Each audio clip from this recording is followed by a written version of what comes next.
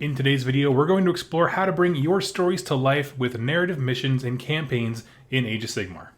Okay.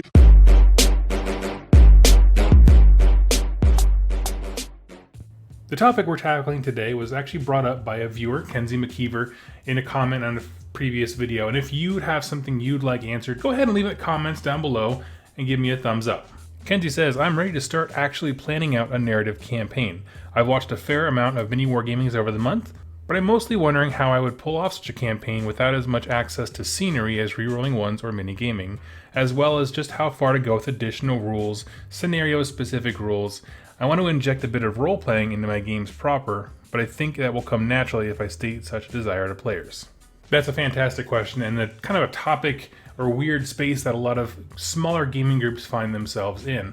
How do I balance my desire to do these big, grandiose campaigns that tell really great stories with the realities of, first of all, owning terrain to present those stories, but also just the mechanics of gameplay and how to make missions to tell them? Because you kind of asked two questions, we're going to break this into a two-parter, and I'm going to do a video later on about terrain once I get my table and set up in here, and I can start showing you actually, like, with actual pictures how I'm going to be doing terrain on the cheap. But the second part of your question about how do you make missions with specific rules to, like, tell a story, that's something we're going to dive into today.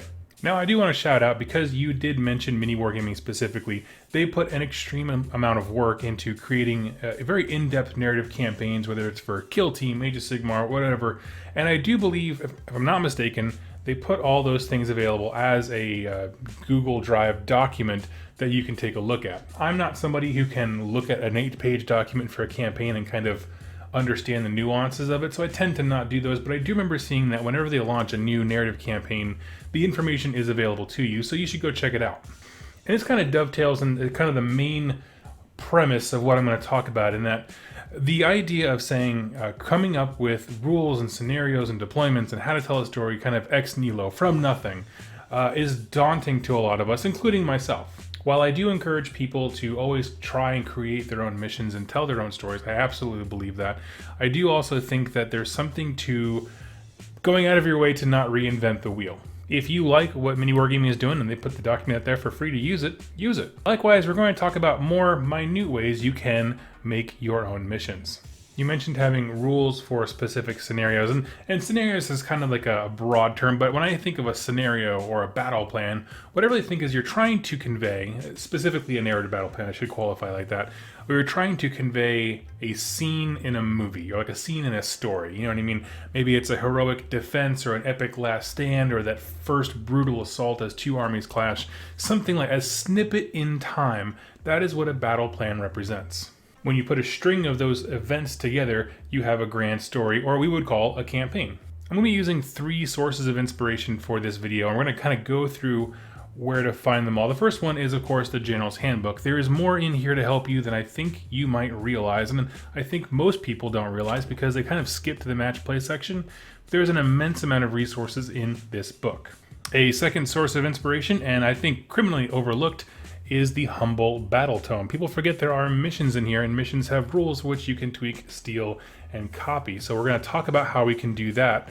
You probably already have a bunch of cool stuff in your possession. And the last one is kind of a weird section here, but I said open war cards. Open war cards were released very popularly in the last edition of Age of Sigmar. They've kind of reprinted it in General's Handbook. However, the first edition ones are compatible, so that's why it's kind of its own thing, but it is in this book already. So I'm going to go through each one of these sources of inspiration and tell you how to extract information and tell a story with what is in there. We're going to start off with the biggest one, the General's Handbook. Now, of course, if you want to do narrative campaigns or missions and things like that, the most obvious place to start is the narrative section of your General's Handbook.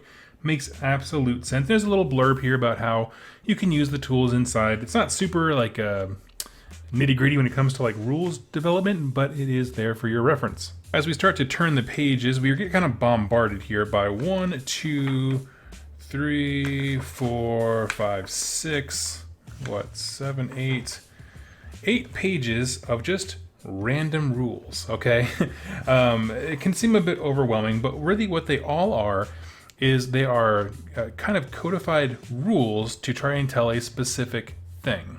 let's just give an example here. As you kind of flesh out the story that you want to present, I would say reading through these and picking out some notable ones are a great step to go. So for example, if you wanted to have a story that takes place in morning, right here, Dawn Attack tells a story of how the blinding sunrise can kind of hurt the battlefield, and so people can't see as well, and the rules equivalent to that is subtract 1 from hit rolls for missile weapons that are fired during the first battle round. Now, again, that one might have varying miles of usefulness depending on the armies in play, but it is a way that they have taken a story element, time of day, and turned it into a mechanic within the game.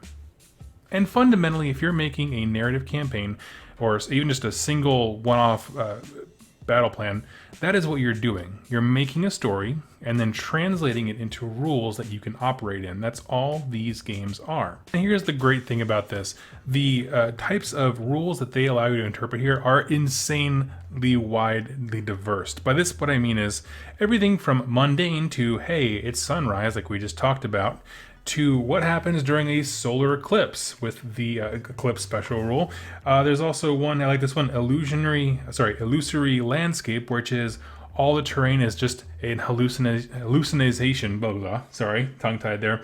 But it changes terrain rules and things like that. So there's all kinds of things in this section to help you kind of bring out a story. These are just tools in a toolbox, and they actually do a fantastic job. Some of them affect deployment, some of them affect what your character wants to do. For example, something like Bitter Enmity. After setup is complete, but before this battle begins, pick an enemy hero that is on the battlefield. You can reroll hit rolls of 1 against that target hero. So if the story arc is you're trying to kill someone, or there's a great betrayer or something like that would be great. So have a look through this section and just take a few, because like I said, there's almost 8 pages of them. Pick out a few that are relevant to the story that you want to tell. Now, as we venture through the narrative play section, we'll go past all these rules. We got all kinds of cool stuff here. We're going to come to the back, and we're going to look at historical battles. Now, here's the thing. Every General's Handbook has had historical battles, if I'm not mistaken, where they just take a snippet from the Mortal Realms books and kind of bring it to life. But they did a very unique thing in this one, where they're telling the story. Sorry, they call it the Battle for the Cascading Path. This is the story of a Nurgle army, a Maggotkin army, invading the Sylvaneth forces, or a land owned by Alariel in Giran. And what they did, just as we said before, where a campaign, it really just is a series of individual snippets, right? A series of parts of a grander story put together. That is exactly what they did here. They took the one story, the Battle for the Cascading Path, and broke it into 1, 2, 3, 4, 5, 6 pieces. Each one has a 1-paragraph blurb, but no actual rules necessarily associated with it. The reason is they outlined the story and then went by mission, and you can fill in when these things would happen, the details based on this little paragraph blurb, using the 8 pages of stuff that they give you here, and create this campaign. In fact, on the next page is this guy right here, where they create a singular battle, and they tell you Eldritch Mist is one of the special rules they have, boggy ground because the units are fighting on a super soft soil, and there's all kinds of stuff. It hops into another one about Nagash, but we're going to focus on one just to keep it simple. The idea being, let's say you wanted to tell a particular story about several armies trying to seek an artifact or something like that, something of great importance. What I would say is write the story out, create a blurb, especially if you're doing multiple armies, have a blurb for at least involves each one of them, and then create a really fun custom scenario based on things like time of day, what the goal of that particular battle is, if they're trying to attack or defend, all those kinds of things. Write out in your mind what you want the story to be like in a little 1-paragraph blurb, and then you come back here and you find rules that support and support that in a narrative sense, gameplay, mechanic sense. But Doug, you may be thinking, these are just minor addition rules. They're not really core, objectives. And that's where we're actually going to go back here to the front. And I'm skipping ahead to the second thing that I was going to talk about, which is the open war cards, which are also listed in the General's Handbook 2018. And I do hope they come back to the next one.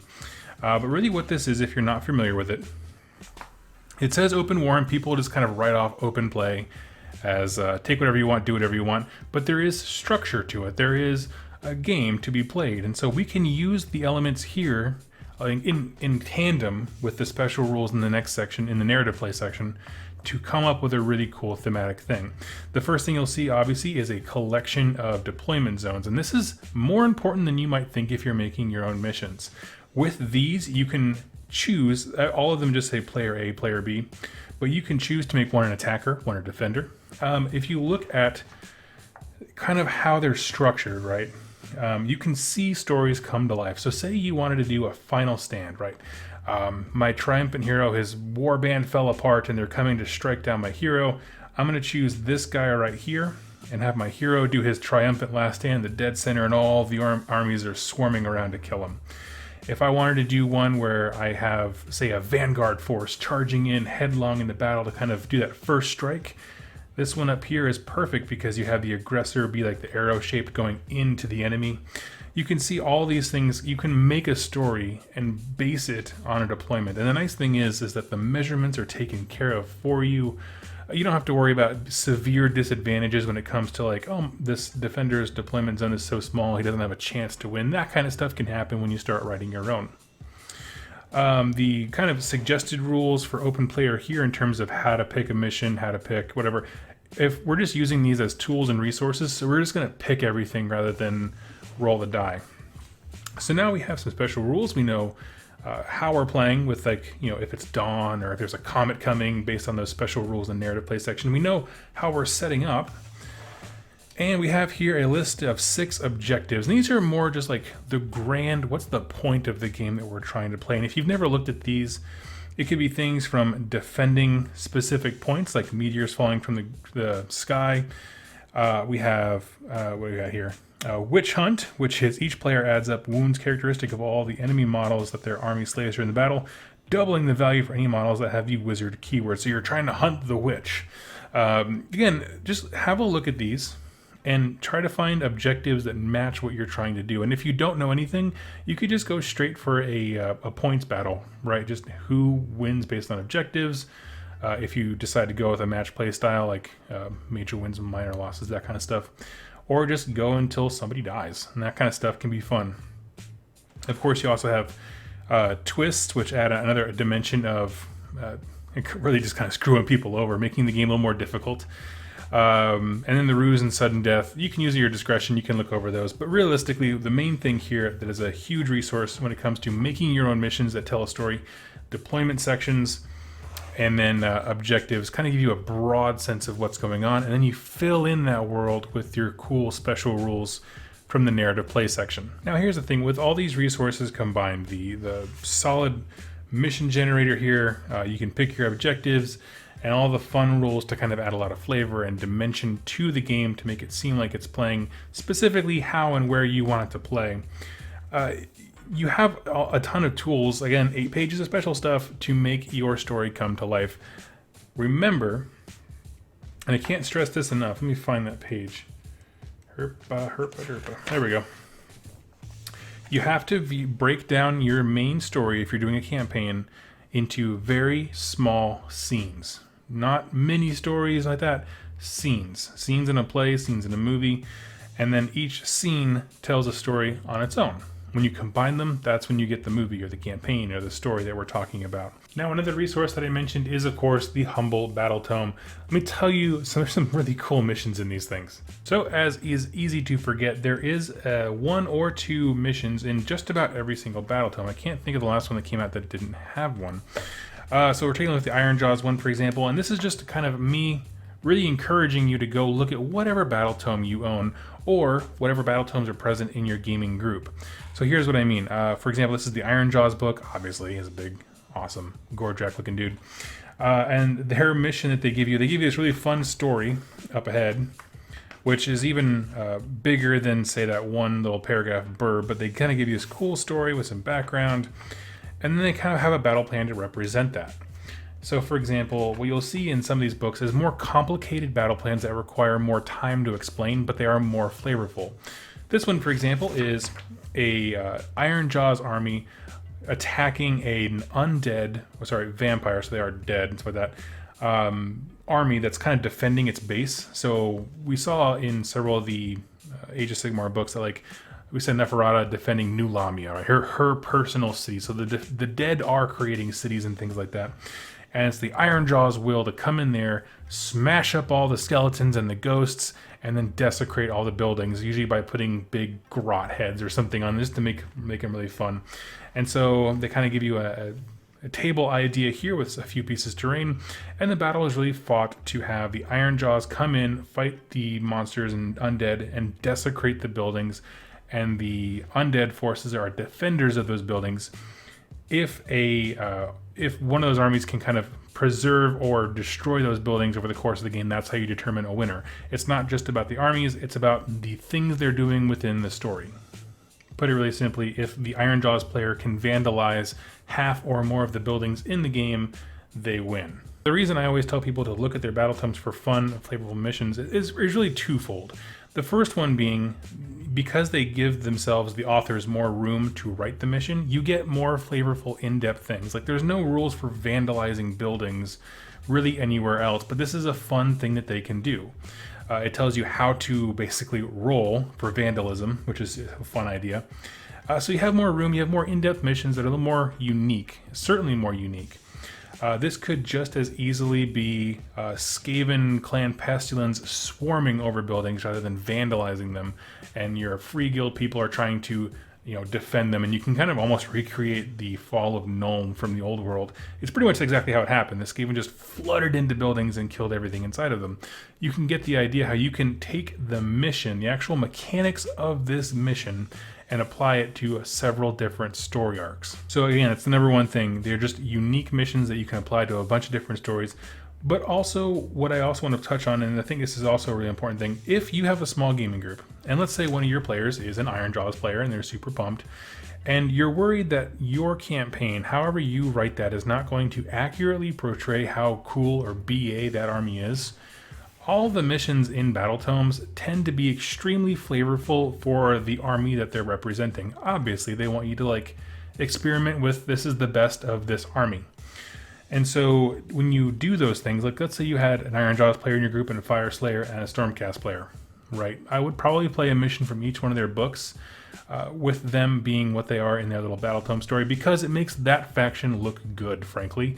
It makes them flavorful and exciting, and it's just a lot of fun. To kind of give you another example here, we have the Night Haunt battle tome and their mission in there. And they do not have the large story of text blurb. That's okay.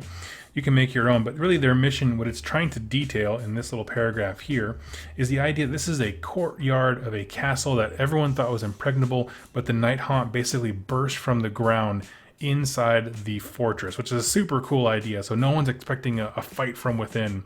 And so it gives you rules on how to have a deployment zone in the dead center of an army with attackers and defenders and things like that.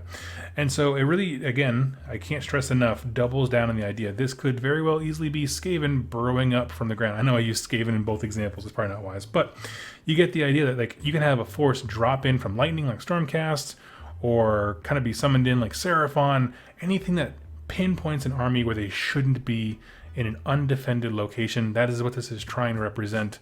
And you have a whole bunch of extra rules to make this happen. And there's little stuff like add 1 to charge rolls for Night Haunt units the turn they arrive. That's just a little flavor thing. Use it, don't use it, it's whatever. Point of the matter is, battle tomes offer extremely flavorful missions for the armies they represent, and can also, with small, very small modifications, be used for any game as long as it fits your story needs. Now, so far everything we've been talking about is how to create specific games, right? One-off game missions that you can tie together with a grander narrative. One of the coolest things about campaigns, though, is how do you show progress, right? You don't just want a series of battles that have no consequence on each other. Like, at the very least, your characters, if they keep winning or surviving, they should improve in some way, have some veteran status at the end of your campaign. Well, that's actually something that gets kind of hairy. And the reason I say that is, it's very easy if you're writing your own rules, and this is from people who do campaigns a lot. You'll hear it a lot on podcasts of people who run campaigns who it kind of goes off the rails, because the things that seem minor at first, right, when you stretch them out across multiple games and getting more and more buffs and things like that, they become unstoppable units. And you can have what's called a runaway victory, where one person starts winning, and then the effects of that win kind of cascade so that no one else can come even close to them. We don't want that to happen, and so that's why I kind of suggest a really reserved way of approaching buffs and things like that, and we're going to talk about it now.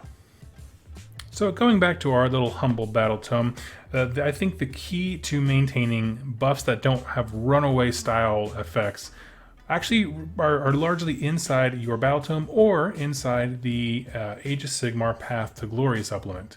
If you have an older battle tome that before that book came out, the Path to Glory book has rules for how your units improve game to game, and all battle tomes since that thing has come out have a section on it. Now, we're largely going to ignore how to play Path to Glory just because it's a different subsystem. It's really great for a myriad of things, as we've talked about on the channel. But we're going to skip to Follower Reward Table and the Champion Reward Table. These are things that throughout your campaign in Path to Glory you can give to a unit to show that they have evolved and become better at the game as war has progressed and hardened them into veterans.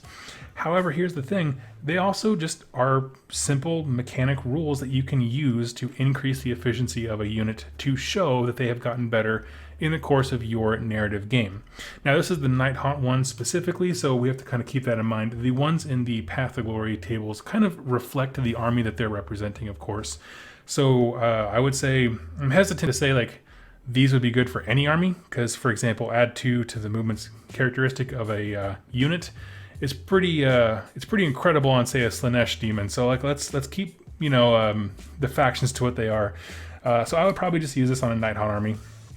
That being said, the buffs that come in here are so generic and understandable. They're very easy to remember and make note of. That like this is just the easiest way to keep track of how your units are progressing throughout the game. You have 6 here for your followers. Followers in Path to Glory just meant anyone who's not a leader, basically, to put it really simply. So everything from improving Ren characteristic, reroll wounds of 1, those things, little things like that. If we go over to the Champion Reward Table, you have 12 options, which is super cool, and these get kind of crazy, very narrative. They kind of give very interesting buffs and uniqueness to your character models. So let's combine these things, right? Let's say we went to our General's Handbook. We sketched out how our story arc is supposed to be. We wrote narrative missions for each one of them using the tools we talked about earlier. And then we started playing them. Well, as we're playing them, maybe you can have a rule that says, depending on the winner, if you win a major victory, you get D3 options on, I don't know, the followers or like that. If it's a minor victory, you get to pick one thing. If you're defeated, you get to pick one. You should always have something for the people who lose because they're still going to be continuing in the game. But that might be something like, I don't know, you roll a die for it, or you can just choose, but you're choosing the way your units get buffed throughout the rest of the campaign.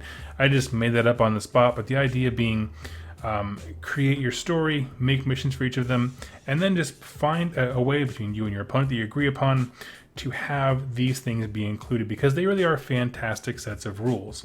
Again, very simple stuff, adding 3 inches of movement characteristic to your heroes. Well, in the context of Night Haunt, they don't do a whole lot individually, so that's okay. It's not unbalanced at all.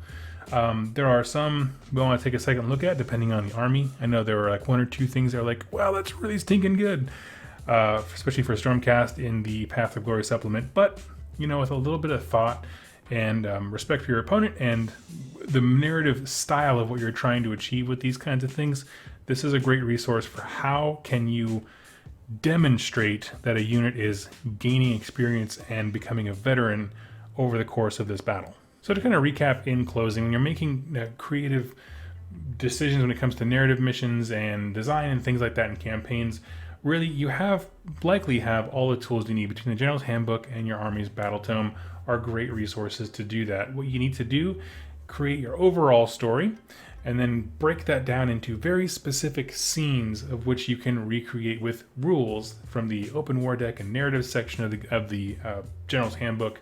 It's all right there for you. And if you want to splash in some real flavor, go visit an Army's Battle Tome for their specific mission and see if that melds well with what you're trying to achieve. Above all, what you're trying to do is make things very manageable. Rules should be easy to remember, as well as be very pointed towards the story you're trying to tell. Having rules for the sake of rules is no fun, but telling a story with something very specific. Maybe there's a reason you have to fight at sunrise, and so the rise of dawn rules matter. Something like that. Make every rule relevant and instrumental in telling your story, but remember that they're there, and you probably already own all the resources you need to tell it. So Kinsey, I hope that helps when it comes to creating narrative missions and kind of getting in there with the nitty-gritty. It's not always the most fun part. Some people absolutely love it. For me, myself, I look at that toolbox and I get excited, whereas the idea of coming up with those things on my own just out of nowhere is a bit daunting. What I'd like to do is open this up to a discussion. If you have a story arc or a actual specific scene in a narrative you want to recreate with rules and things like that, leave in the comments down below. I love reading these kind of fun stories where people really get into the lore and want to recreate something with their friends. Either way, I look forward to seeing you in my next video. Thank you so much for watching, and happy wargaming. Hey Wargamers, thank you so much for watching that video. Be sure to hit subscribe and click the little bell notification icon so you're alerted to all new videos coming out.